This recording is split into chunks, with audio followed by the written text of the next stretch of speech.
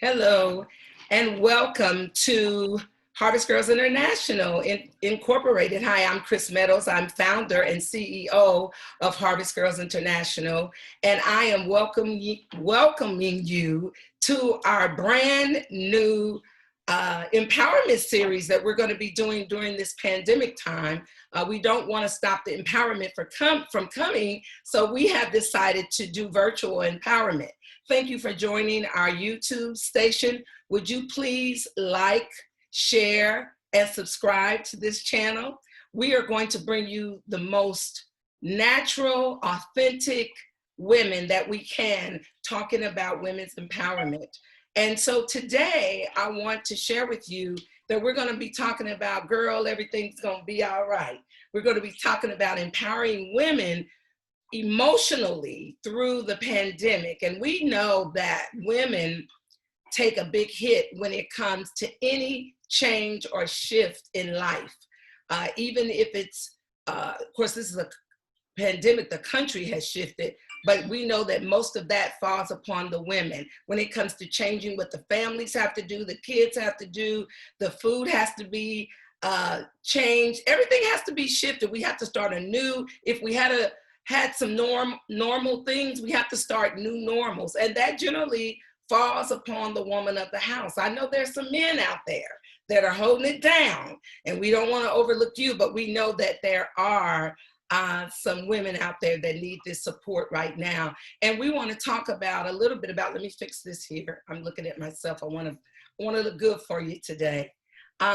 We're talking about women who may be going through some emotional problems or some emotional setbacks just because all of this is overwhelming. And some of you went into this pandemic already with emotional concerns. And so we want to come on today and share what we do. We want to share our life stories and some of the things that will support you in, girl, everything's going to be all right. That's what we want you to know. We're going to talk about some things. We're going to be candid. Everybody on here said they're going to be candid and they're going to share something personal with you. But first, I want to let you know these are no ordinary ladies. These ladies have dedicated their lives to empowering women some way, one way or the other. And first, I want to introduce you to our addiction counselor, Yvonne Hughes. And Yvonne Hughes, thank you and welcome to Let's Talk About It. Thank you. Again, I'm an addiction counselor and a mental health support specialist. And I work with a lot of people, women. I've been in the profession for over 20 years in working and helping families and women and children. So it is it has to be a calling, I tell you. All right, that's right. To understand and deal with all the stresses of life and everything that you have to go through daily.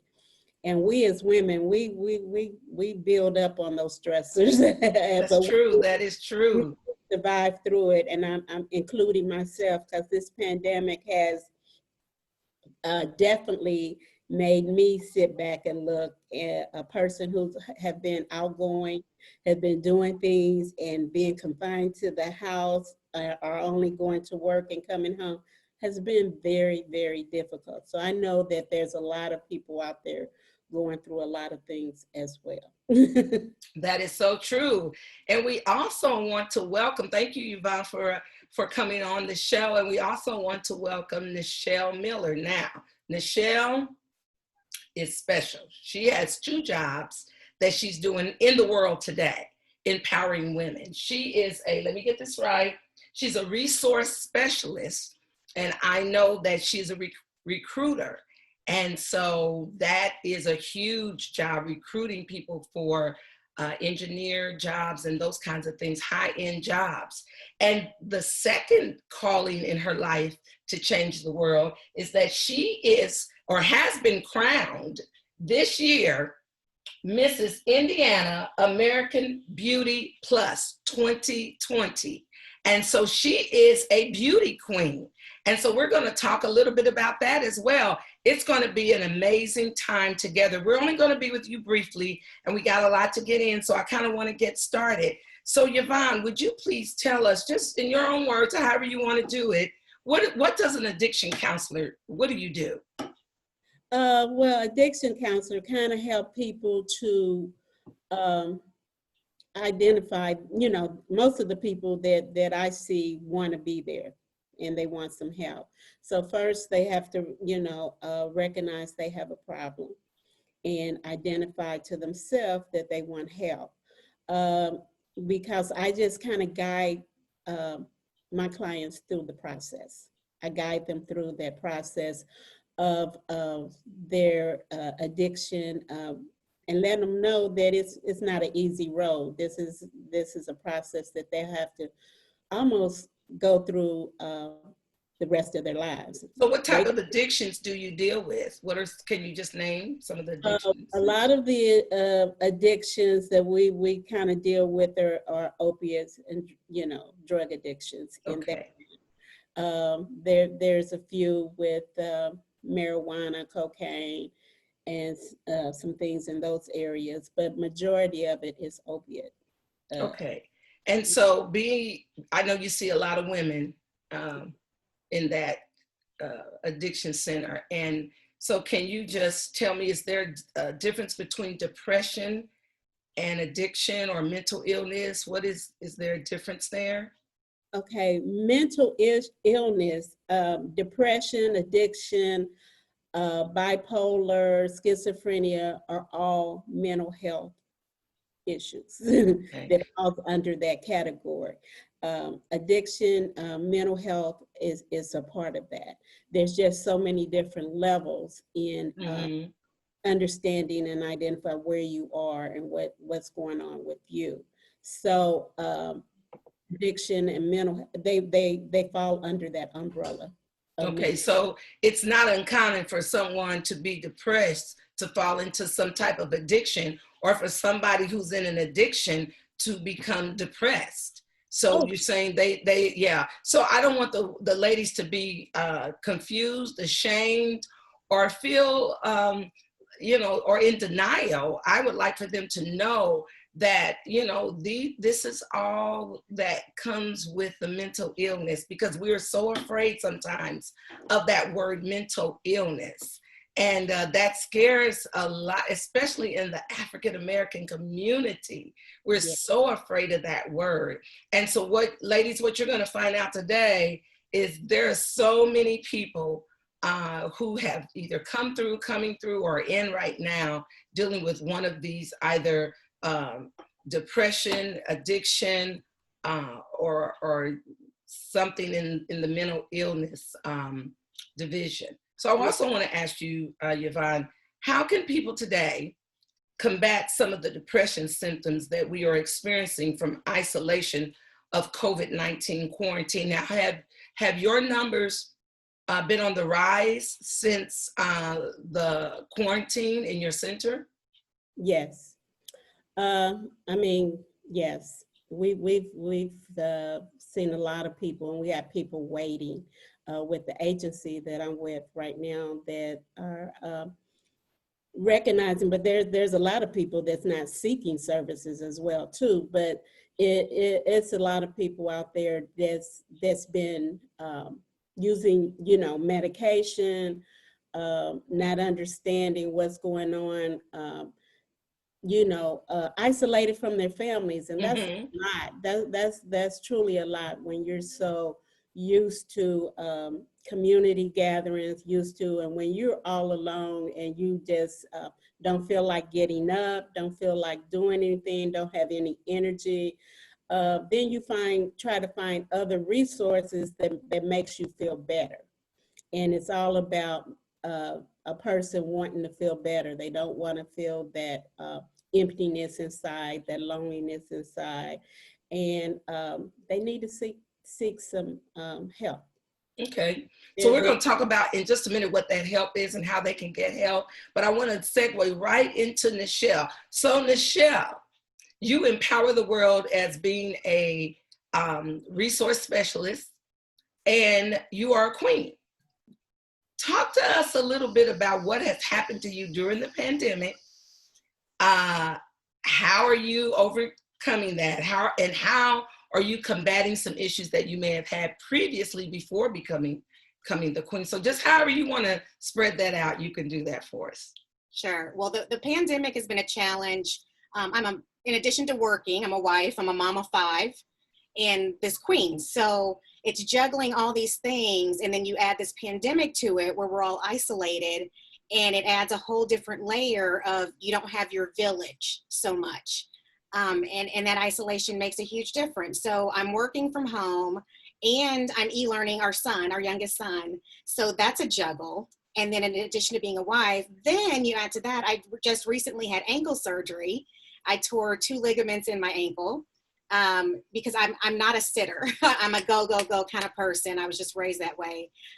So I am off my feet. So that has been really, some people would enjoy the break or the rest. But for me, that has been depressing and hard because I have to sit still. And I know that when you sit still and in your quiet moments is when things happen, but it's very challenging for me because I feel that I'm not being a contributor to the family and to my community, because as a queen, I'm expected to be out and volunteering, to be doing community outreach and those types of things. So it's really caused me to pivot my mindset and my reach. So I really appreciate things you're doing, like the YouTube programming. Social media has been a great thing for us to be able to reach out to people as far as my platform as a queen. It's helping us to educate our son right now, which is amazing. Yeah. So it's really helped to break some of the isolation, so you don't feel that just I'm sitting here alone. You're still able to reach out to people and have that interaction. But there are times where, and I've battled for years with depression and anxiety, where I have those moments and I feel it, bubbling up again. And it can be from anything. It's just that, it's there. And I think it's one of those things where once you've battled that and you have it, once you learn your triggers and how to deal, you're able to, a lot of times, kind of cut it off at the path. A couple weeks ago, I had a panic attack just out of nowhere. And I was able to identify, okay, I'm having a panic attack. What triggered this? And I just stopped everything. And I just breathed and I just kind of talked myself through it. And I know in some cases you can't do that, and that's okay. And I think that's hard for us as women to say, it's okay, I didn't do everything today. Or it's okay, I didn't, clean the whole house top to bottom. It's okay. It'll be here tomorrow. But it's really hard as a woman and as a queen. You feel you have to be, Shaka Khan set the bar high when she said, I'm every woman. We want to do it all. Yeah. And it's hard when you can't do it all. And that can be depressing for us. Yeah. Yeah. I'm happy that you spoke about that part of it. What does depression feel like for you? Now, it feels different for different people, but I do know I get a lot of women that ask me, I don't know if I'm depressed or not. I think I am. I'm not sure. Yvonne took us through some of the stages that will let us know that we could be depressed. And every depression case is not depression is not a death sentence, period. Mm-hmm. So tell us some of the things what depression feels like for you. Yeah, for me, it's lack of energy. Mm-hmm. Sometimes I feel achy just out of nowhere, just really achy, and I can't figure out why, or something hurts, or I'm very sensitive. I'm hypersensitive to things. Mm-hmm. Whereas, my son can, leave a Lego on the floor, which those do hurt. And most days it doesn't bother me. And if I'm in a depressed state, it can just kind of tears from nowhere. So it's almost, it's one of those things where I'm like, okay, am I PMSing? Am I feeling depressed? But I've dealt with it so long where I can sit and just kind of ask myself, okay, what's bothering me? What am I really tired? And sometimes it is, I'm tired. And I just have to rest and let it go. And I know my body's healing with this ankle situation. Or am I sad about something? Or is something else bothering me? And that's when I journal and I'm trying to get things out. Because when I'm holding, and when we hold, especially women, because we're not allowed historically to have those outbursts, those moments, we have to keep everything going. I try to journal and get it out. And then when I reread it, I can look and say, okay, there's a little bit of issue. There's some depression there. I can see that because that normally wouldn't upset me or wouldn't bother me. And so what you're saying is you're doing the work that you have learned or self-taught work, because there are things online you can take a test, and anxiety is another thing. That's all part in there too. And we're not experts on it, but we've been through it. I myself have been through depression, very low times early in my life. And I had to figure it out. It took me years to figure out what it was. And it was at a breaking point where my life and the life of my children became endangered. Not that I was trying to take lives, but I was not coherent enough to drive in my depression and didn't realize it and ran a red light. And thank God nothing was coming on the other side, and my kids were in the car. And I didn't even realize I had ran it until I went through it. And that was the awakening that I received to say, it's time to go get help. And once I received the help, I fought it. I didn't want to be declared depressed. And once I accepted the truth, that's when my freedom came. Yeah. And I want you to know, ladies out there, until you accept the truth about anything that you're dealing with, you'll never be free. And as I worked through depression through therapy, I was on medication. All depression is not the same.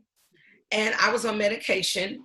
And after I did my therapy work, I came off of the meds, and we're talking like 20 years ago when they really didn't know as much as they know now. Came off the meds, and I've been working the process ever since. And Nichelle talked about the triggers. Once you learn yourself, that's why it's so important to love yourself first. When you love yourself first, you find out things about you. You find out what you love, what you don't love, what makes you anxious, what makes you nervous, what makes you mad. How can you combat that? How can you push back those triggers or kill off those triggers? And sometimes they never die. They're there, but you have to know how to handle it. That is why it's so important that we do this show today, because we want you to know, being locked up in a room, some of you have had COVID and you've been locked in a room and nobody has been there. And it has been, I get a lot of text messages saying, this is so depressing. I don't feel like I could make it. And you can make it. And it's a mind thing. Some things are chemical imbalanced, but most of it, the work, before you do anything, the work starts in the mind. So I want to go back to Yvonne real quickly. Do you see a rise in women with the depression versus men? And why do you think that is so?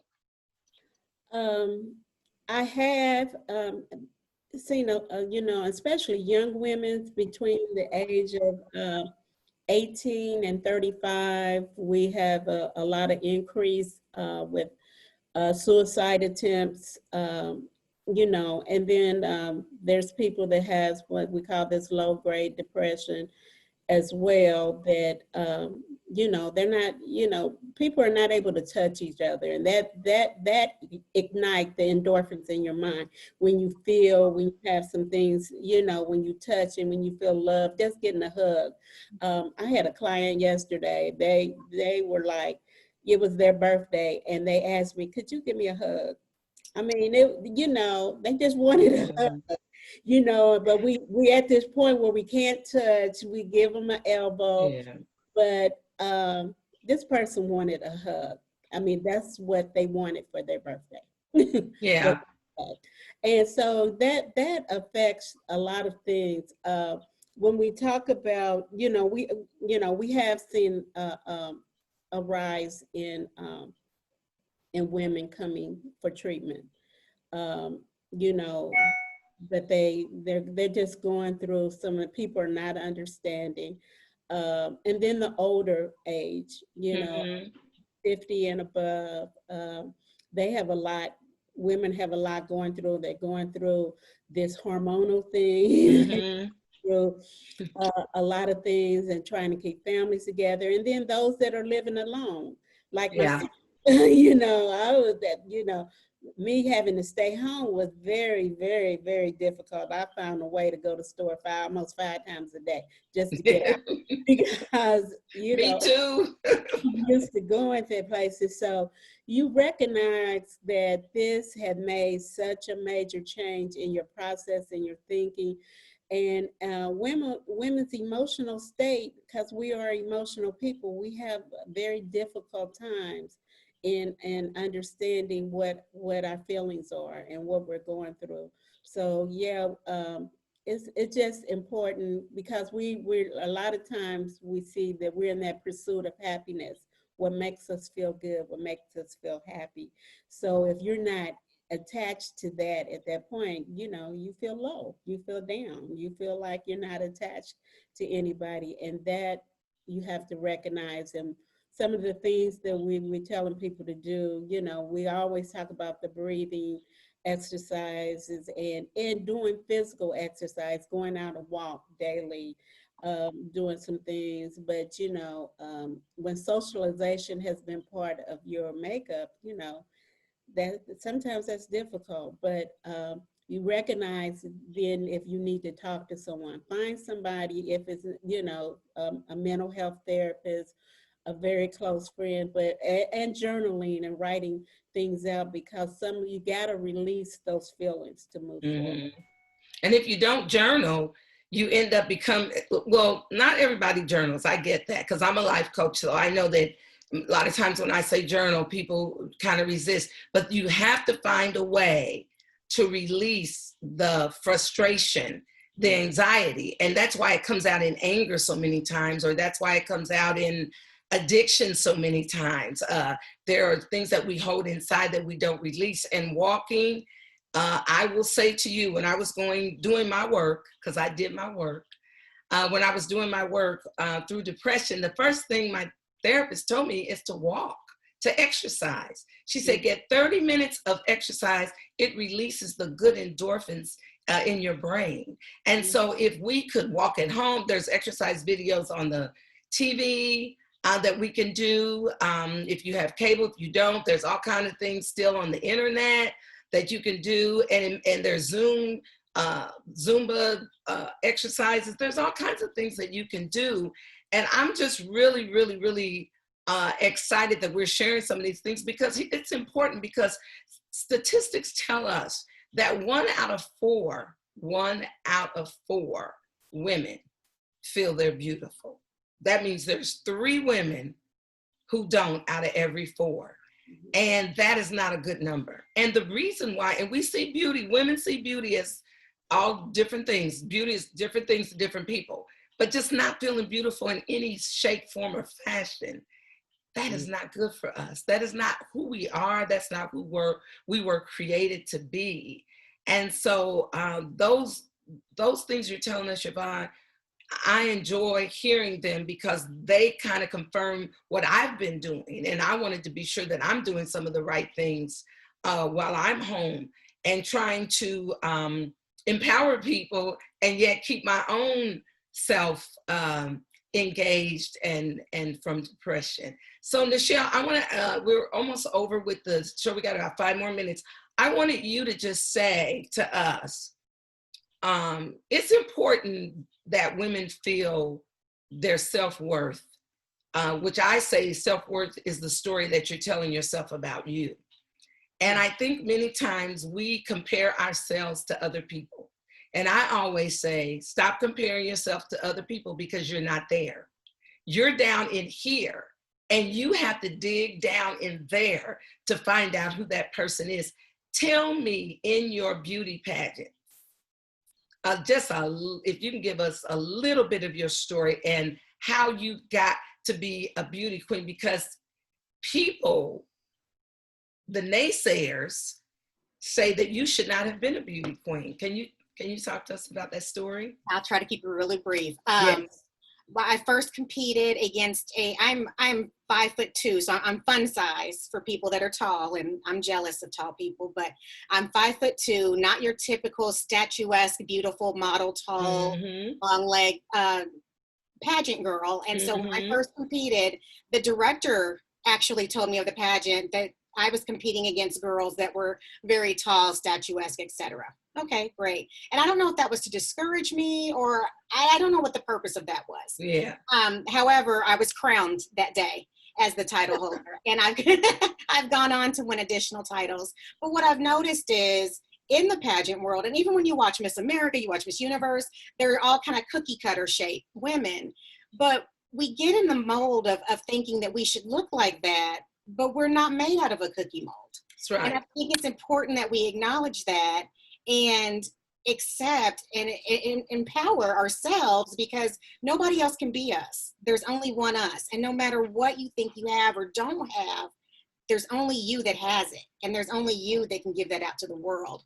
And so once I embraced that about myself and took that into my pageantry, I feel that I've become more of a powerful competitor, because I realize I don't have to look like the girls on each side of me. Right. I have to be the best version of Nichelle every day when I go That's in. right. So that's kind of it in a nutshell. I'm just not the super super But mom. did something happen to you when you were a little girl that kind of gave you a sense of insecurity about even maybe coming into the pageantry? It Tell did. us about that. I was a chubby kid, and I come from a chubby family, and that's okay. We like food, and that's one of my triggers with with my depression. I have Me to. too. I like to eat. But I was just always, compared, because I was a brown skinned girl. I had super long hair, and girls were mean to me and told me that they thought I thought I was cute, they thought I was pretty, thought I was better than everybody else because I had long hair. And for me, having long hair was a pain because I didn't like getting it combed and washed and the whole process. And so I kind of went into my shell. I got really good grades. I didn't want to talk about that because everybody called me a nerd.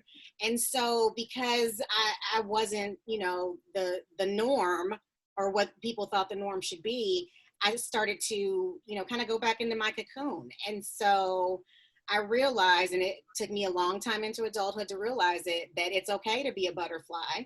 And if people aren't cheering on your beautiful colors, that's okay. Those aren't your people. And I just had to move Mhm. on from that. But yeah, as a kid, I was bullied and picked on, and for things that I couldn't control. I didn't, I didn't know that I had longer hair or whatever. It was what it was. So So, yeah. so in that you felt, did that bring on some depression with you think, at a very early age? I think it did. And my parents Mhm. went through a divorce through all this time as well. So I was kind of all over the place, and my support system was kind of scattered. Although I had one rock in that, and that was my grandmother and my aunts and uncles throughout that. And my grandfather was amazing. But yeah, it did, because I just didn't know. I didn't know. And when you're a kid, you don't know how to express that. And you don't know how to say, I'm being picked on, or it hurts my feelings when this happens, or even when you do, because back in the old days, I call it, parents, and especially African American parents, depression wasn't a thing. And Mhm. so, it's kind of, okay, well, buck up, get over it, and you just kind of suck your feelings up and try to deal with it. But you have all these Yeah. hurt, yucky things going on. So yeah. Yeah, and I wanted to let Yvonne, I want to give you and Michelle, thank you so much, because hearing a story of how sometimes depression is taken from, because some people say, well, where did I get this from? I don't even know how I got depressed. And sometimes if you, there's something, could have been something traumatic in your life that you took with you all the way through adulthood, and you never addressed it, and it triggered something. And we talk about triggers, and kind of it helps enhance some of the things that you go through now. But I'm going to leave the last word with Yvonne. Yvonne, give us something to take us out. I know Okay. you have some statistics and things of that nature to work with. When you talk about 1 in 4 in feel about yourself, but there's 1 in 5 person who have some type of depression. Wow, 1 in 5. 1 in 5, in what some level or the other. There's 20% of children, and Mm. over 450 million people around the world live with some type of mental illness. Wow. And we're talking about across the board. And it affects the economy. The impact of mental illness affects the economy. It affects your daily living. It affects all the things that we do in our lives daily. So seeking out, there is no bad stigma about mental health. Mm-hmm. You know, it's very important to recognize when you have a change in your body, your system, your energy. Healthy eating is very, very important. That, you know, this is something that 1 out of 5 people go through all the time daily. And you need to, you know, seek help with other professionals or close friends.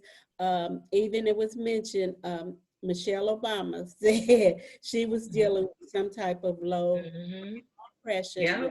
pandemic, and we all are. This is something different for all of us. The whole world is going through something that we have never been through before. When you had to be sheltered in for 2 months, I mean, that was very, very difficult. So, you know, there is nothing wrong in seeking help in mental health. So let me ask you, Yvonne, where, just as a general place, where could people get help? Say someone says, I think I could be, I'm not sure. Where do they start? There are a lot of 800 numbers on mental health. Mental health. NAMI is a local mental health organization that can direct you and help you, even connect you with mental health therapists. I'm sorry I didn't get the number of that, but you can, there's a lot of mental health, like this being suicide a month. What September was, there's a lot of hotlines for mental health. There's a hotline for suicide. If you feel those types, hotline for depression. So there's a lot of outreach out there that can assist you in how you're feeling, what's going on. I apologize, I didn't get the 800 numbers for them, but there's a lot of resources out there. So if they Googled help for depression, your hospitals. Yes, even online, there is a assessment that you could do if you got. I've taken that, yes. Or how you feel and things like that. So, but don't be embarrassed. I mean, don't feel embarrassed of asking for help. That's good. Important. People just feels like it's something that you know, that something's truly, truly wrong with you.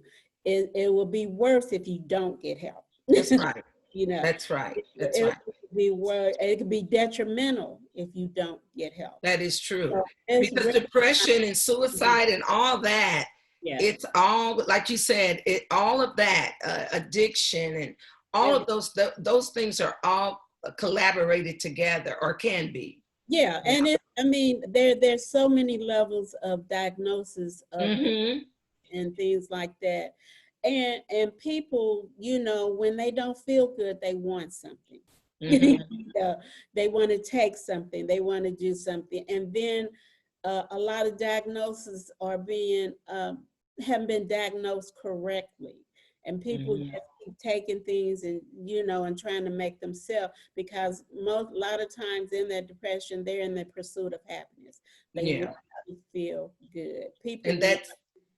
People want to feel good. And that's the note I'm going to leave on. That's a good segue into what I'm going to close with. People want to feel good. Let me tell you, only you are responsible for your own happiness. Only you can make yourself happy. Let me also tell you this, everybody liking you is okay, but the bonus is that you like yourself. Let me let you know that there's only one like you. There's only one person like you in this whole wide world. You need to find out who that person is. Let me say to mothers, I know that your plates are heavy sometimes, and grandmothers, and I've got the kids, and I cannot tell you how many women I get that don't spend enough time with themselves. Find a place for yourself. Some women don't even know what they like to do. They don't even know what their favorite color is because you don't spend enough time getting to know yourself. You have to discover you. The power of you is so important in you becoming everything that God has called you to be. I believe that every woman has a purpose and a calling, and it's not just being a mother, and it's not just being a wife, and it's not being a sister, auntie, or whatever. I believe that there's a higher calling in each and every one of us, and it's up to us to find out what that is. So I want to leave you with this thought today. I want you to know that you can take life seriously, or you can seriously take life. And I choose the latter. If I take life too seriously, I stay upset, I stay stressed, I struggle, I'm too hard on myself.